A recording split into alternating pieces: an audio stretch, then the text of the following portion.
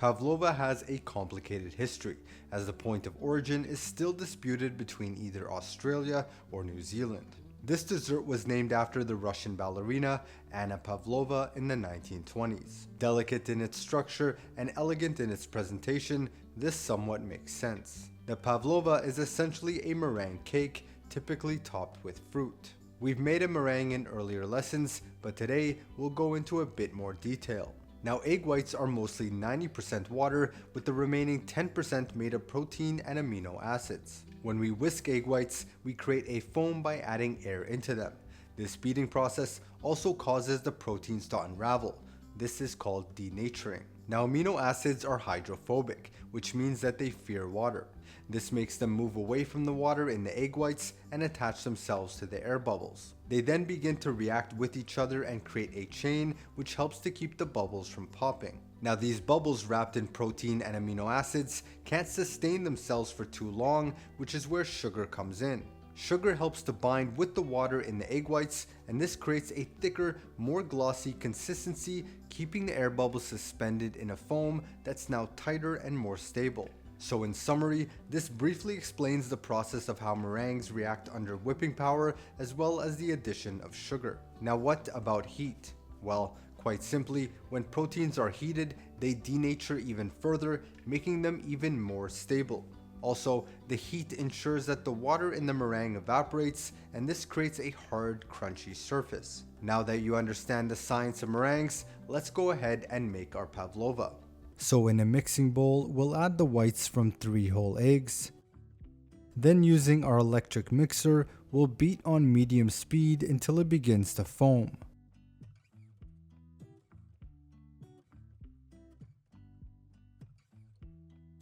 While mixing, I'll add a couple drops of orange blossom water and continue to beat.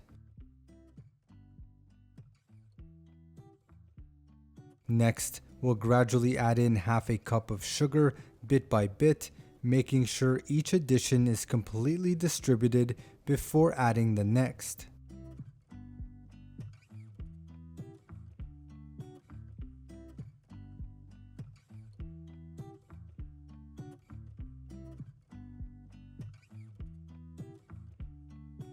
And when the meringue begins to appear smooth and glossy, this is when you know that it's almost ready.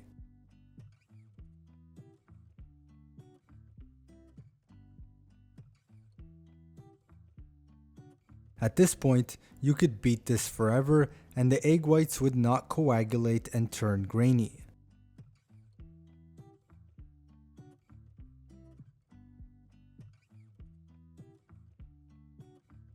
I'll then add in 1 teaspoon of cornstarch, which will stabilize the meringue and keep it from weeping while baking.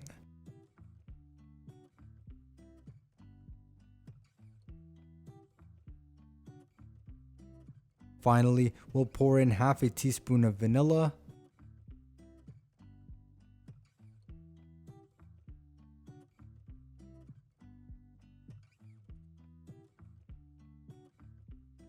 and this is what we're looking for: stiff peaks that leave a straight and pointy tip. We'll add this to a baking tray lined with seal mat or parchment paper.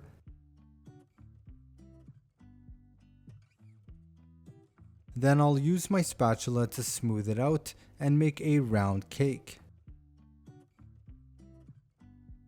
And a pavlova can be pretty thick, however 1 to 3 inches would be ideal.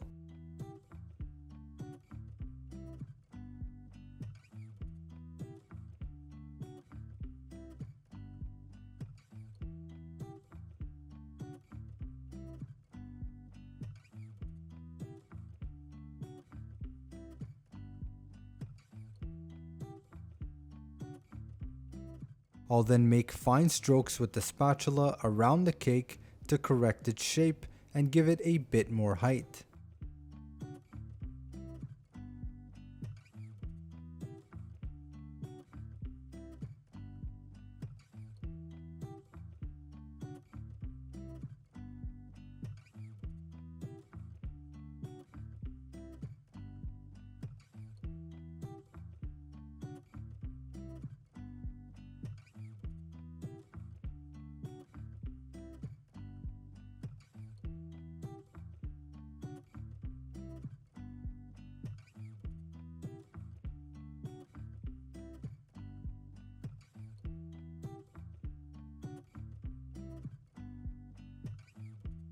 I'll smooth out the top, then push the perimeter to make a little vessel in the center for the fruits to sit on.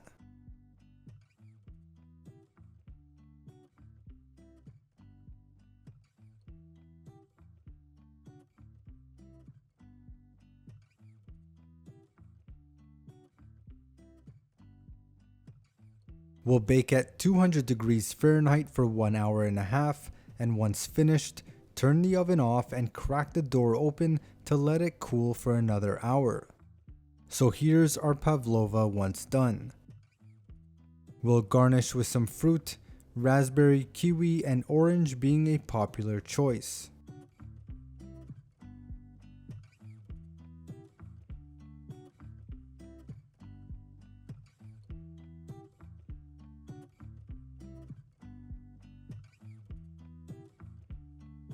I'll then slice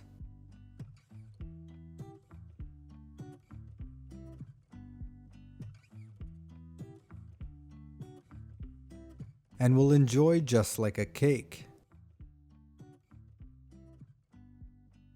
As you can see, the bottom has a nice firm shell just like the surface, but the inside is as soft as a marshmallow and has a ton of bounce.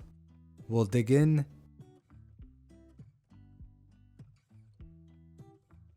and this was nicely balanced as the acidity from the fruit pairs really well with the sweet meringue. And the texture from the meringue is great as well, a crunchy shell with a soft marshmallow center.